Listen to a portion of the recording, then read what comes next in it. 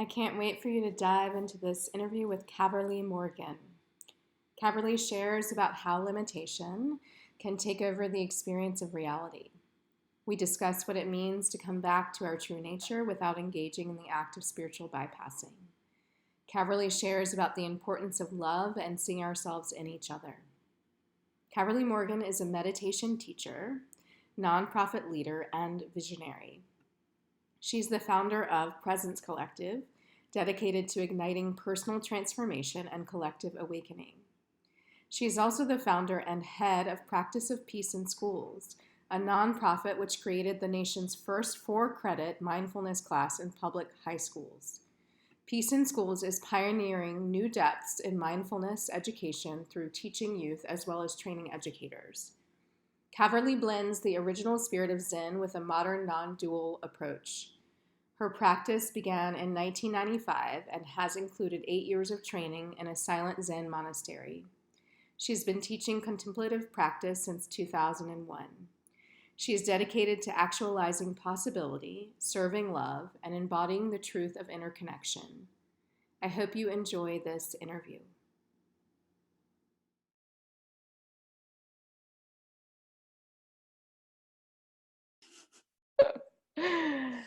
Hello, Caverly. Hi, Michelle. It's nice to connect with you, and thank you for saying yes to having a conversation about grief and liberation. Thank you. Thanks for having a conversation about grief and liberation. You know, I just recently was part of hosting Rev Angel Kyoto Williams in Portland, and I really appreciated she started the weekend off with, we're having the conversation we're not supposed to have. And it's like, yes, it's like everything in me relaxes when we move towards any conversation that maybe we're conditioned to not have, with the full embrace of like, yes, let's have this. I think grief is sometimes one of those topics, isn't it? I think so. And yeah, I've started to talk about my work as grief work, and because I'm talking about dismantling systems of oppression, and it's just a different frame, right, to add that layer, because I think we're grieving and we need to make space to do that. So that's why I am hosting this summit and talking to people about grief and the connection between grief and liberation.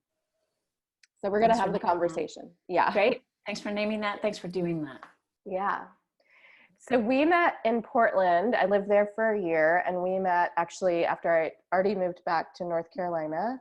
I was there leading a workshop, a weekend workshop, and we went to dinner the night before the workshop started, I remember, and connected. And at the time, my mom was quite ill, and I know we connected around that and what was going on with her. And I just appreciated you reaching out to me, and also being interested in my work and practice and supporting my work. And since then we've had some conversations and connection, and I'm hoping for more of that in 2020. Yeah, me too. I think it's a shame that I didn't connect with you more when you were actually in Portland, but you definitely were a figure that was sort of like always hovering somewhere in my sphere.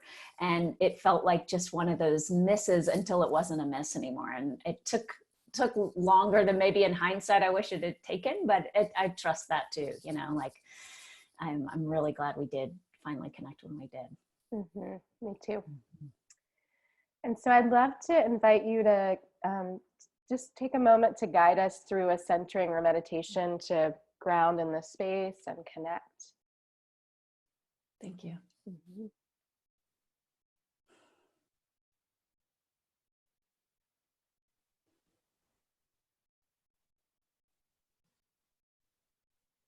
So in this moment, allowing our attention to come to the breath.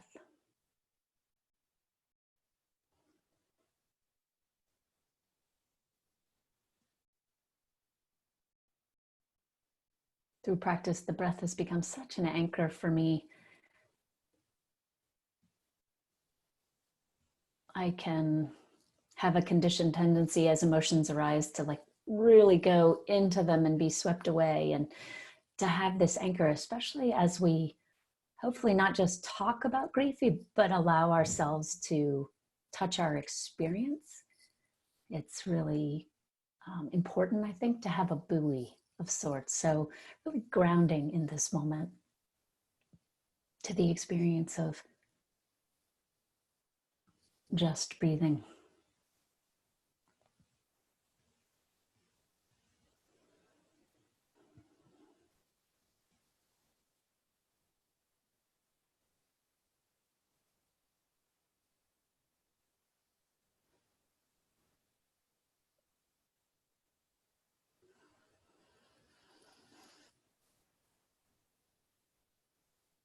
Another simple grounding practice that I want to offer folks when working with something like grief is to imagine a large gold spiral above the crown of the head. Again, simple grounding practice of visualizing that on the inhalation, you're drawing the gold spiral in through the crown of the head, you're coming into the center of your being, and then as you exhale, you're exhaling the gold spiral out and down into the earth. So just repeating that for one more full moment. Large gold spiral above the crown of the head, inhaling. Drawing in through the center of your being, and then exhaling, releasing the gold spiral out and down into the earth.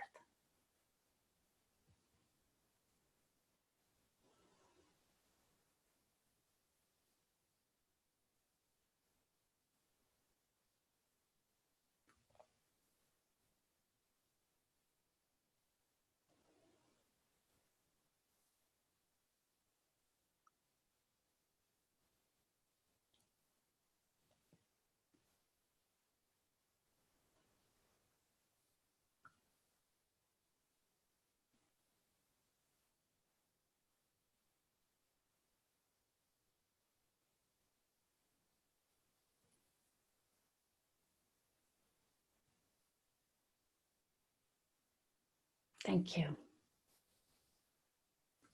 Thank you for that offering and centering and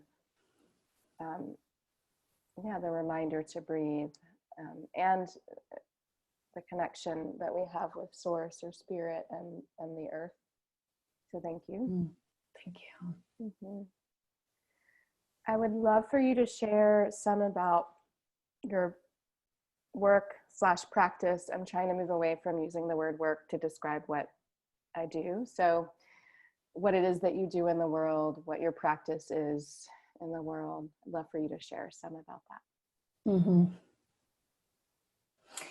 You know, I'll just name that what's arising in this moment is that as soon as we started the recording of this call, I felt this longing to drop into an embodied experience of what we're doing together today. And I think it's because I know my own habit to be like, oh, it's an interview. So I'm going to it could be so easy to talk about what my work is. And I like that you're dismantling this idea of work, what that is from a very well, I do this and then I do this and I'm writing a book. And in this moment, I just feel so called to let maybe some of the content go and just recognize that what feels important and alive right now is that my work, if you will, is to respond to life, the world around me, with presence and love to the best of my ability, no matter what I'm doing, and to practice with what tends to habitually get in the way. And in this moment, there's a lot of tenderness in that for me, because that means it's a very organic process. At the end of the day, my work isn't really about and I got this done, or this got created, or now there's this thing that I can point to. It's the more I practice, the more my work, if you will, is cloud-like. It's hard to grab. Oh, ironically though, on the external or on the relative plane, there are things you can point to, yes, we created the first semester-long mindfulness course that goes way beyond mindfulness 1, because it's a full semester-long course. it's really about inquiry. And yeah, this is the first credited course in the country. That's something you can like kind of grab onto in a sense, you know. But I think the real work is something much more cloud-like. And it has to do with meeting this world. It has everything to do with this conversation, like how we are in funky times, and how are we meeting that? What does it mean to truly show up for what's here now? And I think that's what deep practitioners have always been doing. It's just like, this is just what's here now, and I'm showing up for it, and I'm not approaching it from I'm separate from it. So this is it. Yeah, it sounds emergent in that way, meeting the times, right? So we can't necessarily plan our work to meet the times. We have to be radically present to what it is to meet the times, right? Definitely. That we're living in. So yeah, definitely resonates, and your imagery and experience of it being cloud-like as well. And I'm curious to know, since both of us have mentioned grief, why it's important to have a conversation about grief, and even how is that tied to liberation, right? Why do we need to be talking about grief and liberation now?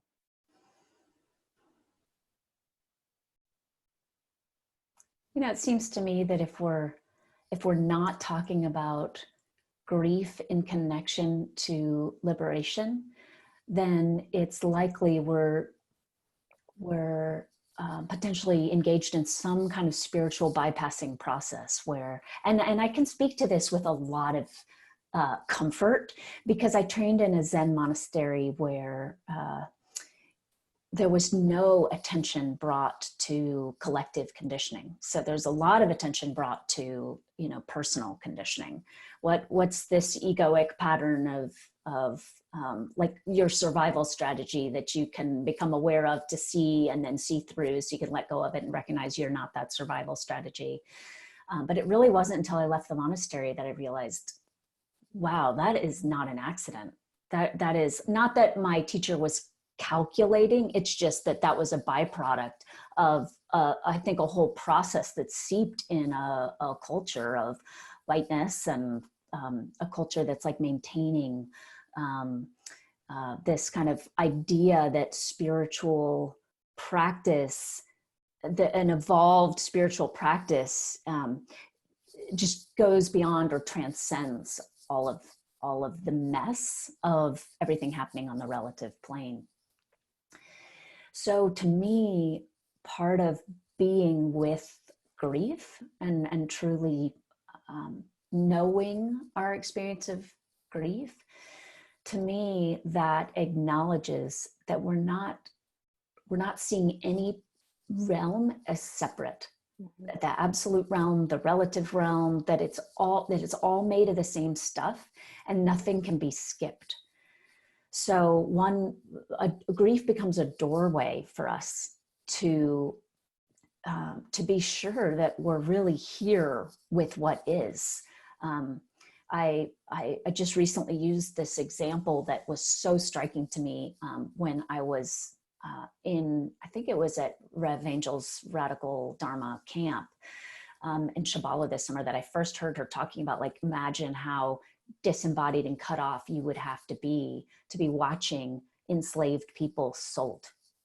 So there I am, I'm watching a Black child being held and poked and prodded and weighed and then sold. Like, if you're there and not experiencing grief and not, knowing your own embodied felt experience of something being really, really off, what is it that you're doing? And then it gets even more complicated when we say, oh, well, I'm doing spiritual practice and I'm above that. I see our oneness. I'm focused on the absolute.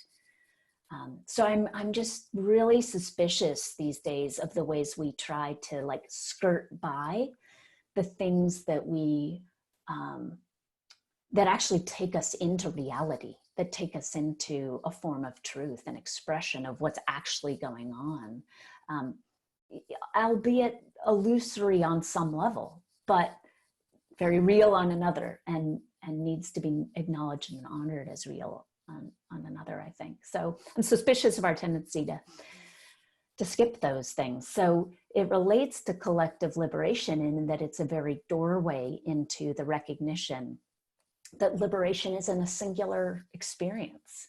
You know, liberation isn't something my ego accesses through transcending everything else. And now, because I've so successfully skirted by all the discomfort that we've created through our collective conditioned patterns and through white supremacy and through the way we treat the earth. And so now I've just skipped all that, and I get to experience this sort of heavenly state of oneness. It just doesn't work like that. Yeah. I love that you're talking about spiritual bypassing and the pattern of conditioning around transcendence, or believing we can transcend the culture we're in or the times. And also what you named about you're talking about connection when you named the example of, you know, if you're watching a child who's enslaved be sold, right, and you're feeling and you're not feeling grief, then what are you feeling? What are you doing? How disconnected are you from your own experience? And from other people? So I'm curious about what allows you to, and it could be in your practice, but what allows you to stay present to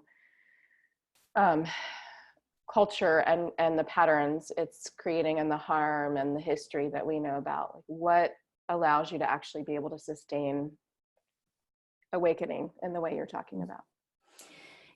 I think for me, the first step has been to recognize the importance of not only, you know, you hear a lot in spiritual practice, like move towards it rather than away from it. Like, you know what I'm pointing to? So it's yes, that, but it's specifically, yeah, I can see the benefit of, in all of practice, anytime something arises there, you know, I mean, that's what the Buddha was talking about a very, very long time ago. Like, there's a lot of suffering created if we try to avoid it. There's also a lot of suffering created if we try to cling to it, whatever it is. So but there's something that's even beyond that. There's something that has to do with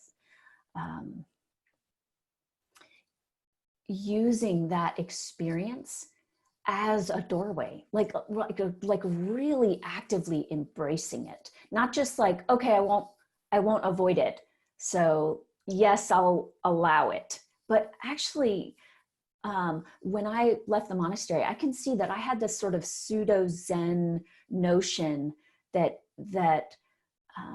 it's like I had a conditioned monastic pattern in place. And I'm not saying anyone told me to do this, but it's a habit that formed during my practice.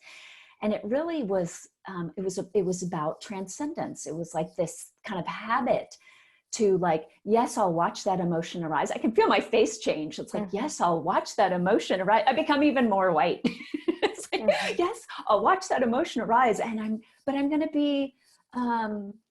be aware of that emotion. I'm going to watch it. I'm going to name it, but it's like a form of, I'm going to be that which is still in control of things. I'm going to be, managing that. I'm going to be making sure that I've named it and I know what shelf to put it on. There's still distance in that. And everything shifts when in our practice, we allow ourselves to recognize that is an invitation. Because I really do believe that grief ultimately is a form or an expression of love. We feel grief because we know love. If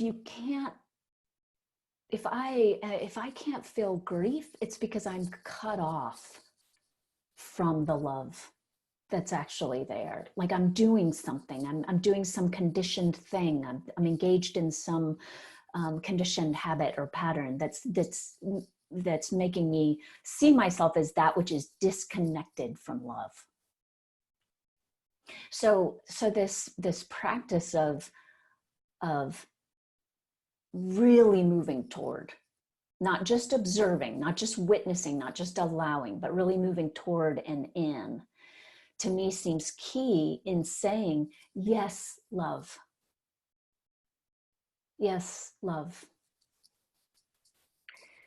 I think that's been I've interviewed maybe 14 people now, and I feel like that's the theme.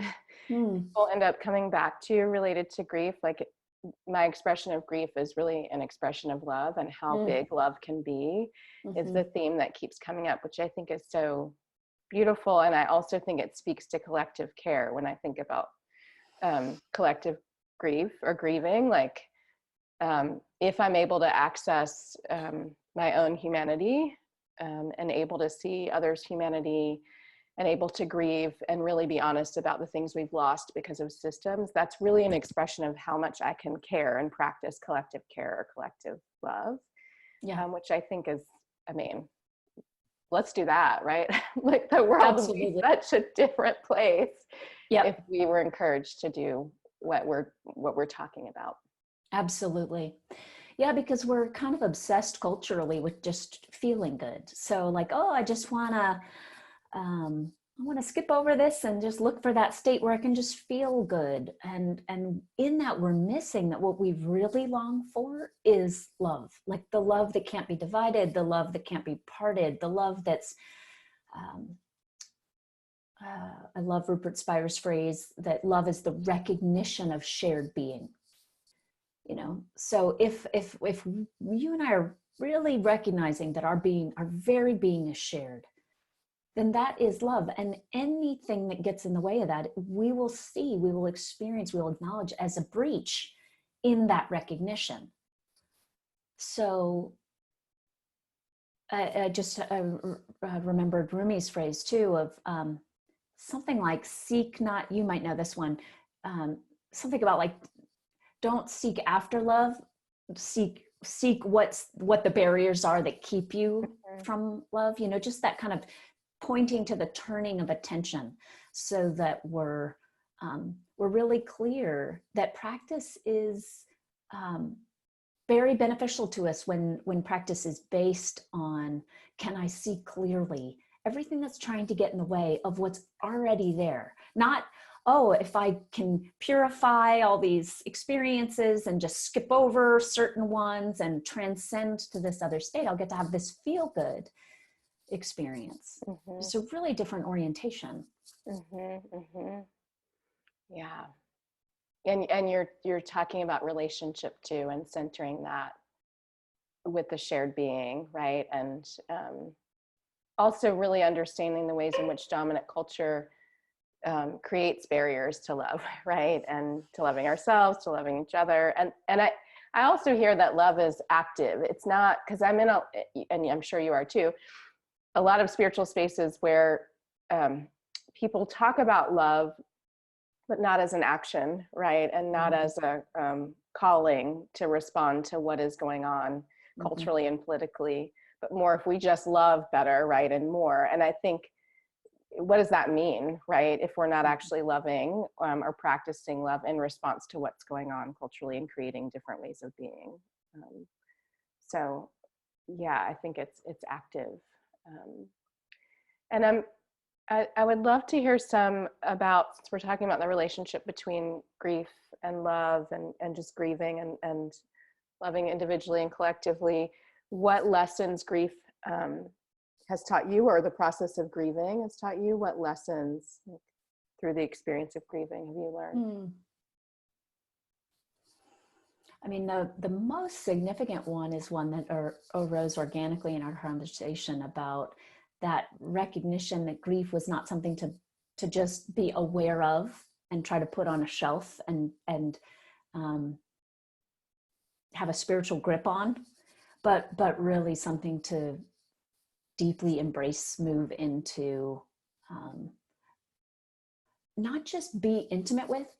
It's funny, like in this moment, can you feel how like be intimate with assumes like I am over here and grief is here and I'm going to be intimate with it. But it's like another Rumi quote I love is, I think it's Rumi, like two lovers never actually meet. And it's just this recognition that it's like at some point it's the love, the real expression of love or the real experience of love is when there aren't those two anymore. So that kind of experience with grief, I really feel like has been my biggest lesson. And the way that manifests in my life is,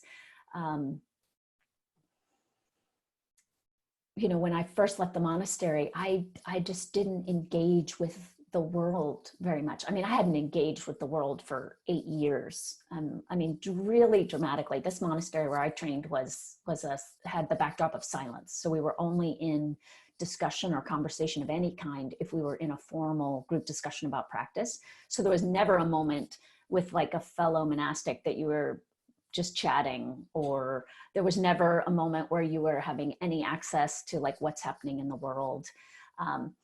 I mean, in this moment, it can sound kind of nutty, and it was a little nutty, but at the time, it was my chosen way to just focus on what I saw as deep practice. And I don't look back and regret it, but I do look back and see like the major problems with that approach, the complexity that comes with that approach. But because I left and I very much, it's like I didn't really know how to engage with the world. My real practice has now been,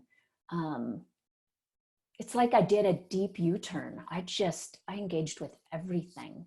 And it's not an accident. I mentioned Peace in Schools, which is the nonprofit that is bringing these courses in. And so we work with teens and adults around practice and liberation. And then I'm also working through Presence Collective. So I lead workshops and retreats and classes through Presence Collective for adults.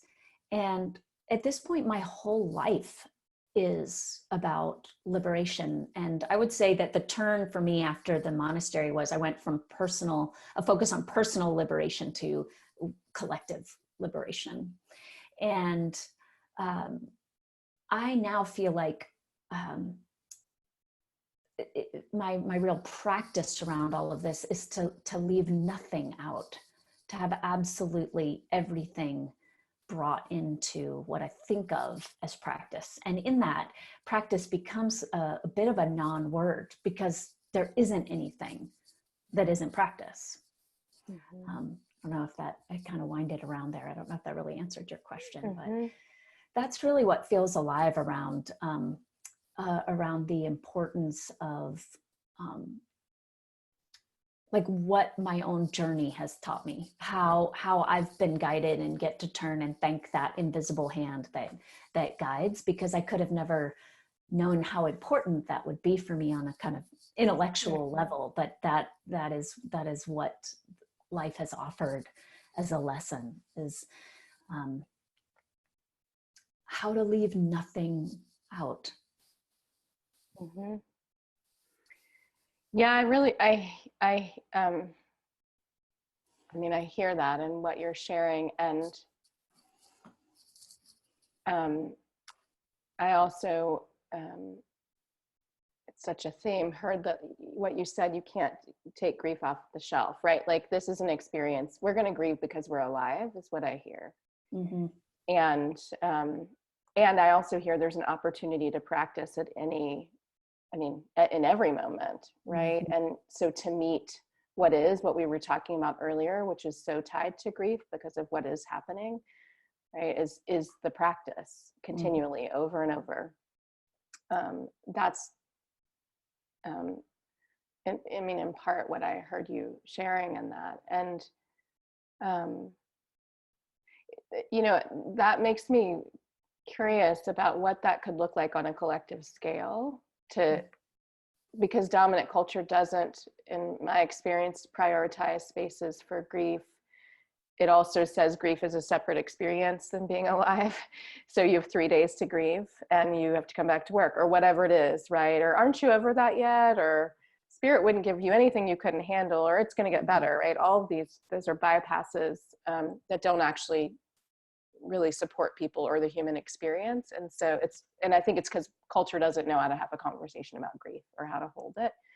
So what do you feel like it could look like, right? For culture to prioritize what we're talking about as being with what is, right? Is being with the truth. And also seeing where we're located in that and implicated in that. What could that look like? What would that look like? Mm-hmm. Well, I think you'll like this answer. What arose for me is, it looks like your work. It looks like the work you do, work. But and what I mean by that, just to spell it out, is it does look like dismantling what gets in the way in order to rest in truth.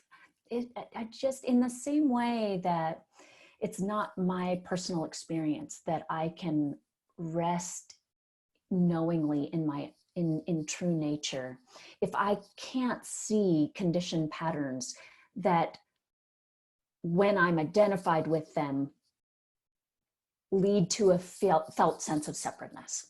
So there I am, just to be concrete about it, like I'm identified with the piece of negative self-talk that is like, whatever I do isn't enough. In that, there's like, I'm separate from, I'm not really, you can't actually be separated from true nature, but there's an I forms that perceives itself as separate from that resting as true nature. And I'm suddenly in a debate about whether I'm good enough, I'm trying harder to be better, I'm like doing whatever my conditioned survival strategy is, like all that stuff is process that, in my experience, has to be seen for what it is so that we can know the experience of resting as ourselves. Or I'll leave that at that. I could nitpick this idea of have to, but I'll just say that it's beneficial. Mm-hmm. Okay. The same thing is true for me about collective at this point. In fact, I think it's worth noting again that it's not an accident. There's that we're because we're a society that focuses so much on the individual. We love this idea of like an individual awakening. Like, I want to be awake. I want to be liberated. And we're so seeped in it. It's hard for us to understand that the very nature of liberation is that there isn't that sense of you are a thing that can be teased out or parsed out, or you are an individual self in that way. It's like it's hard for us to even get our mind around that. So because there's misunderstanding about that in our striving for enlightenment, we then don't apply the same practice to the collective. Because collectively, it's the same thing. We are the same collective shared being. That's all there ever has been. That's all there is. But there's so much distortion. In the same way that there's distortion around personal egoic patterns, there's distortion around collective egoic patterns. We tend to ignore them or feel that the only way we can work with them is to fight them. But that's like fighting negative self-talk, right? Like then we're just in a battle that's actually maintaining the whole system rather than seeing through the system, right? So I think that there has to be, for us to have true collective awakening, we have to be bringing attention to like, what are those collective systems that are creating suffering? How are they maintained? And this is where your work comes in. Like, what are all the nuances of how they're structured, how they're maintained, how we can see them for what they are, how we can recognize when they're hiding and it's seeping through the fabric of something. That all takes a type of learning to see, in the same way that it took me learning to see how I was getting identified with the conditioned mind. And I don't mean to make it sound past. I could say this morning in a conversation with my husband at breakfast, how I was getting identified with the conditioned mind, right? Like this is an ongoing practice. How does the mind limitation overtake the experience of reality? Because that's where the attention goes. And then we've forgotten the nature of our being. So collectively, how does that happen? How do we participate in that? And what is there for us to see through? Not so we can then transcend and get to some other level, but so that we can simply rest as we actually are. So I agree with you that there's action with love, but I also have the experience that love's what's there when we're not busy doing all of this other stuff. So it can be action because love, anything we do can be an expression of that recognition of true nature. Anything we do, how I put flowers in a vase, how I interact with you, anything we do can be that, an expression of that. And anything we can do can be not an expression of that. Anything we do could also be an expression of the distortion. You're other than me. These plants, the earth is other than me. I can do whatever I want with the earth because I have dominance. Mm-hmm. Mm-hmm.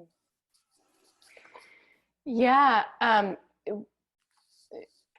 appreciate what you named about all of it and the conditioned mind, and recognizing where we participate in dominance and systems that cause harm, and also I think where we're experiencing harm because of that or suffering. It's like understanding the nature of suffering.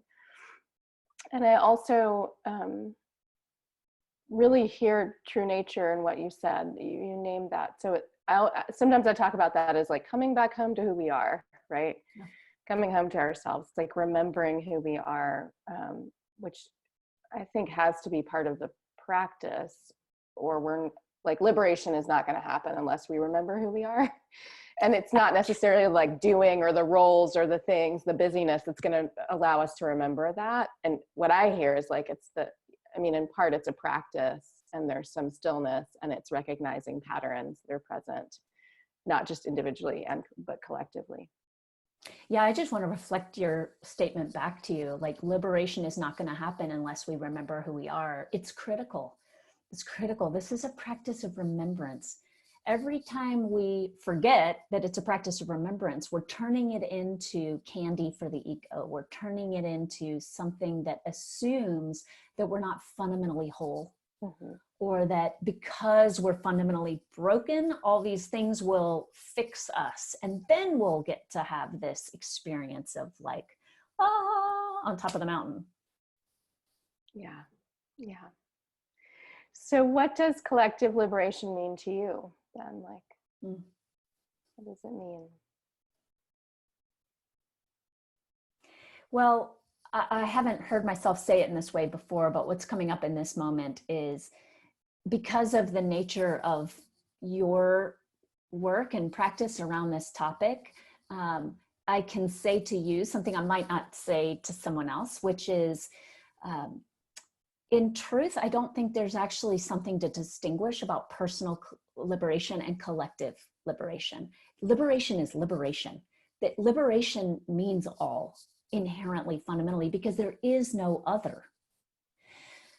But I really like the phrase collective liberation because it points to what's gotten forgotten. It dismantles this notion that people have attached in terms of our conditioning. It dismantles this idea that there's such a thing as personal liberation to bring in collective. But the truth is, it's like saying radical acceptance. It's like when I saw that book title, I was like, well, acceptance is radical, but yeah, okay, cool. I get what you're doing. You're wanting to like just acknowledge this is like radical to accept everything that is. Okay, yeah, got it. You know, like it's sort of playing with the system or language a little bit. But the truth is, liberation is the recognition that there isn't an other, that our very being is shared.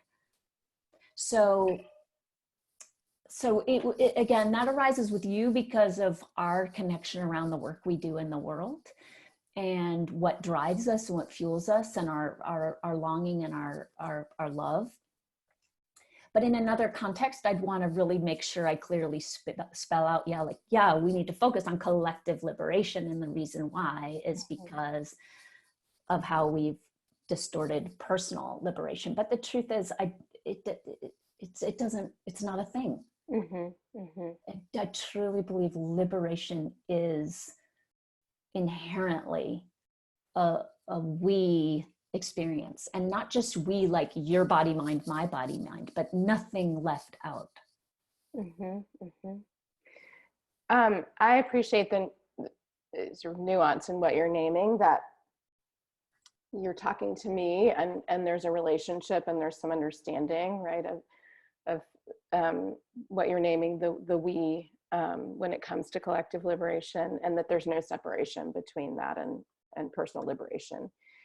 So the essence of that is like, if I'm not free, you're not free. That's what I hear in there, which many people speak about. And if I also think the nuance that's there is not everyone recognizes that their personal liberation is connected to collective liberation, because the culture doesn't actually condition us to see that. And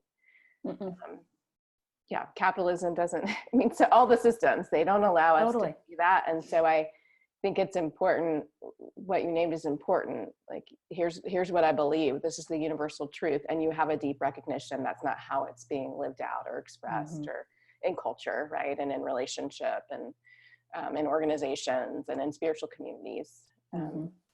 So I think part of our practice is to hold both of the things you named, right? Yeah. And I think for that reason, it's just deeply critical. And again, this is of the time. This is right now, the fires are burning on all levels. So this being able to name the importance of collective liberation, I think is more important than there's been in recent times, because there's a way in which we could get away with this sense of like, this distortion around personal liberation. We could get away with it differently, but now it's like, oh my God, like our inherent interconnection is seen differently than it used to be seen. And it's showing up in so many ways. So to be sure we're really clear societally, I mean, how much would our whole society shift if as a culture we were having a conversation about collective liberation all the time? That was underneath all the policies we're creating, all the decisions we're making. I mean, so not just like, oh, this person wants to go on these like nice spiritual retreats because they're interested in their personal liberation and they want to be less stressed at work and they want to be nicer to their wife or whatever. It's like, no, we're in an era now where what's called for is, how is our understanding of inherent liberation, which is inherently collective, going to be known, seen, recognized, and therefore expressed, manifesting through everything we do? So how's it showing up in government? How's it showing up in schools? How's it showing up in churches? How's it showing up in global conferences? Just imagine what would shift. We're always, to go back to a fire, we're always putting out fires, but we're not uprooting the systems that are the creation of the fires. In the same way that if you keep just trying to like do a whack-a-mole with like different ways your ego manifests, it's endless how many little spots the ego will arise. It's endless. We have to see through the illusion of that as a practice. We have to do it personally. We have to do it collectively. I mean, I just feel like you gave everyone a call to action, which I appreciate. Like, well, I didn't. Here's what needs to happen. We need to bring this conversation forward in every space. That's how I experienced what you said, and, which I deeply appreciate. Because we do need to elevate the conversation, and the, you know, I named that I mentioned I've been talking about dismantling racism work or skill and action work as grief work, and part of it is like unearthing or excavating, right, what has been unspoken, what is known but has been unspoken, right, what is known in ourselves, and being able to see how culture is tied to that and conditioning, and to center collective liberation, a different way of being. which is absolutely necessary for our survival. Mm-hmm. So I'm up for the call. I'm going to respond to your call to action. I appreciate it. And I'd love for you to share some about, I know you have some retreats and you have workshops and things planned for 2020. If there's anything you want to share about how people can find you, if you want them to be able to connect with you, and any workshops or retreats that are coming up. Yeah, thank you. We have a New Year's retreat coming up, and that actually, by the time this airs, that will have passed. So we'll have a New Year's retreat coming up for that next New Year. Mm-hmm. And actually, who knows, maybe it'll work for you and I to lead that one together. I know that you and I, Michelle, want to talk about some collaborative work. So I tend to do several long retreats each year, and by long, I mean about a week long, and then many other shorter ones that might change over time, but that's been the current call. I was doing private consultations, and I feel very blessed that a second publishing company came to me recently and said, hey, please write a book. And I'd been kind of coming up with excuses to not write a book for years. And so this I really heard as a call to action. It's like, all right, this knock is louder now. And so I'm not doing private consultations anymore, but I'm really excited to refer people to a referral page that it's currently it's on the Caverly Morgan website. I don't love the way that centers me. I hope that at some point we'll have a Presence Collective website, but right now there's a tab called Presence Collective, the vision and the collective on the caverlymorgan.org website.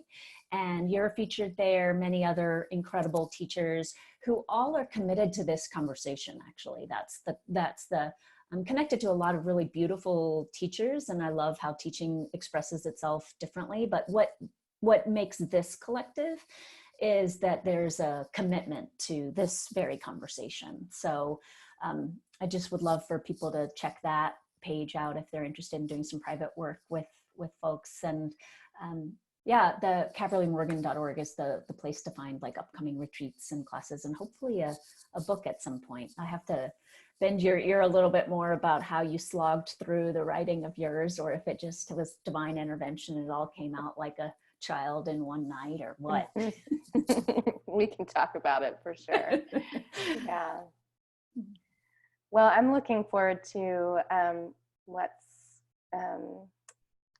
coming up for 2020 and potentially working together, collaborating, not working, practicing together in 2021. And I really appreciate you, and I appreciate your practice and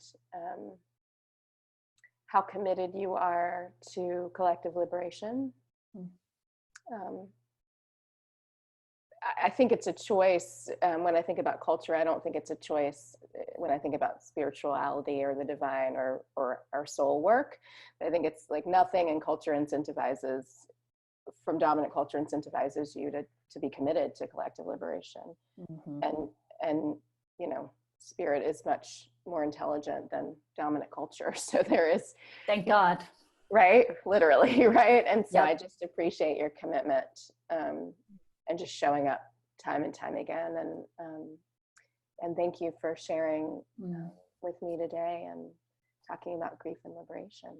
Thank you, really. Thank you. And thanks so much for the non-work that you're doing in the world. Like really, it's, I love that. And that's why I like this idea of Presence Collective so much, is any place that the collective can manifest, that we can really recognize we're in this together, and we can disrupt the system that suggests that like spiritual teachers are like in competition with each other or operating in isolation, or like even on subtle levels there can be this sense of like we're saying it's all about dismantling this notion of I, and yet like all the systems put us into these channels of like I. And so any ways that we can create alternatives that are better reflections of truth, that lights me up a whole lot.